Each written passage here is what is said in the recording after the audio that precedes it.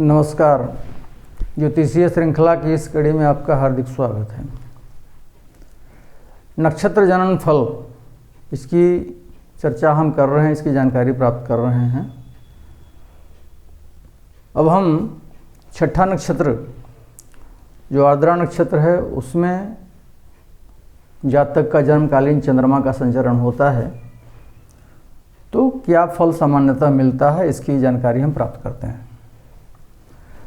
आर्द्रा नक्षत्र के प्रभाव से जो प्रभावित रहता है जातक, वह धनहीन, पापी, झूठा और मक्कार होता है। देखिए, ये सब विशेषण जो लग रहे हैं, इसमें तुरंत से कंक्लूड नहीं कर देना है, किसी निष्कर्ष पर नहीं पहुंच जाना है। बाकी सब चीज़ों की स्थिति को देखते हुए इन सब बातों को सम्मिलित करना है। इसलिए फलादेश करने में बहुत संयमित होकर के फलादेश करना होता है। ऐसे जातक पर, आर्द्रा नक्षत्र में जन्म लिए हुए जातकों पर कभी विश्वास नहीं किया जा सकता है, विश्वसनीय नहीं हो सकते हैं ये। वह जातक उग्र स्वभाव का होता है और दूसरों को सहज ही भांपने में सक्षम होता है। दूसरे की स्थिति को, दूसरे की मन स्थिति को बहुत इजीली वो भांप लेता है। आर्द्रा नक्षत्र का जातक जो है, अपना मतलब निकालने के लिए अत्यंत मधुरभाषी बन जाता है।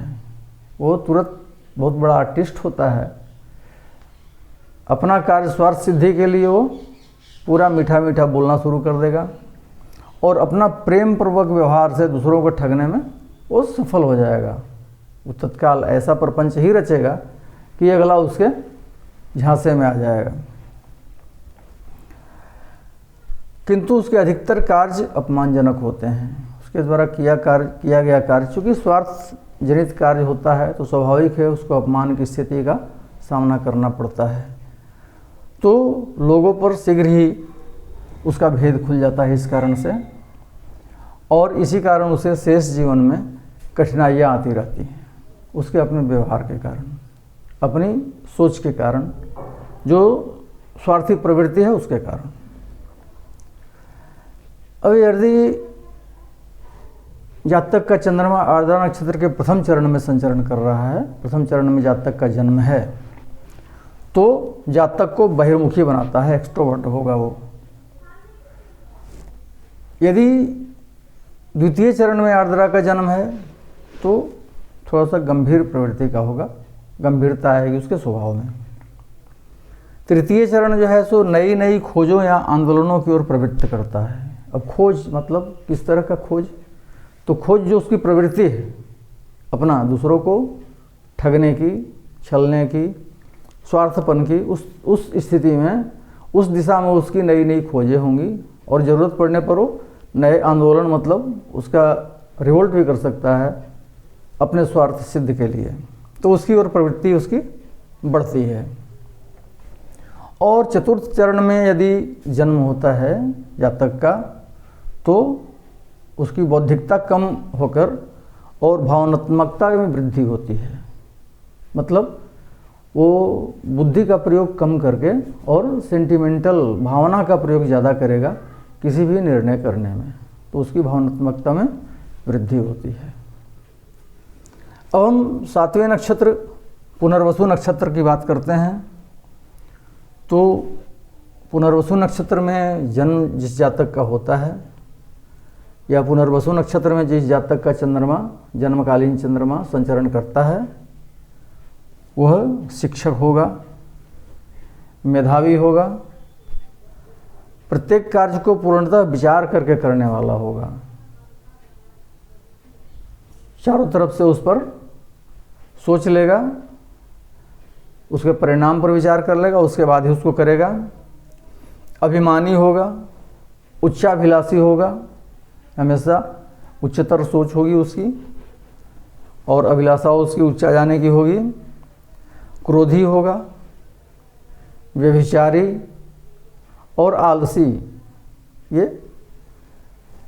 पुनर्वसु के जातक का गुण होगा।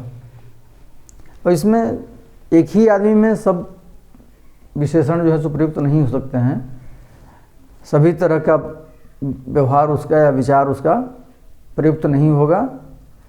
उसके और अन्य चीज़ों पर विचार करते हुए ही उसके बारे में हम सोचेंगे कि उस पर कौन सा चीज़ लागू होगा, इतनी बातें बताने में। इसलिए जितनी बातें बताई जा रही हैं या हम समझ रहे हैं, जो पढ़ रहे हैं, वो एक ही जातक पर सबों का इम्प्लीमेंटेशन नहीं होगा। वह शरीर के अनेक रोगों से पीड़ित होगा। जातक पुनर्वसु नक्षत्र का कई तरह के रोग उसके शरीर में हो सकते हैं। विवाहोपरांत ससुराल से धन प्राप्त करने के कारण उसकी आर्थिक तंगी दूर हो जाती है। पुनर्वसु के जातक को शादी के बाद ससुराल से धन प्राप्ति की संभावना बनती है, इसलिए वो इकोनॉमिक क्राइसिस नहीं झेलेगा। इस कारण वृद्धावस्था में उसे धन का पूर्ण सुख प्राप्त होता है। वो आगे जाकर के धन का सुख प्राप्त करेगा। पुनर्वसु नक्षत्र के प्रथम चरण में यदि जातक का जन्म होता है तो उसे स्वच्छंदता प्रदान करता है, स्वच्छंद प्रवृत्ति का होगा। द्वितीय चरण में जातक का जन्म होने से उसमें कलात्मक प्रवृत्तियां जो है सो बढ़ती हैं, उसकी ओर उन्मुख होता है वो। तृतीय चरण में अगर जन्म होता है जातक का तो उसको बौद्धिकता की ओर ले जाता है। किसी भी कार्य में अपनी बुद्धि का प्रयोग करेगा, वो बौद्धिक होगा। और पुनर्वसु के चतुर्थ चरण में जातक का जन्म होता है तो अधिक कल्पनाशील बनता है। कल्पनाशीलता में वृद्धि होती है उसकी और कल्पना की उड़ान भरते रहता है। इसके बाद अगले वीडियो में हम पुष्य वगैरह की जो अगले नक्षत्र हैं उनके जातकों के बारे में चर्चा करेंगे, उनका फल कैसा होगा। नमस्कार।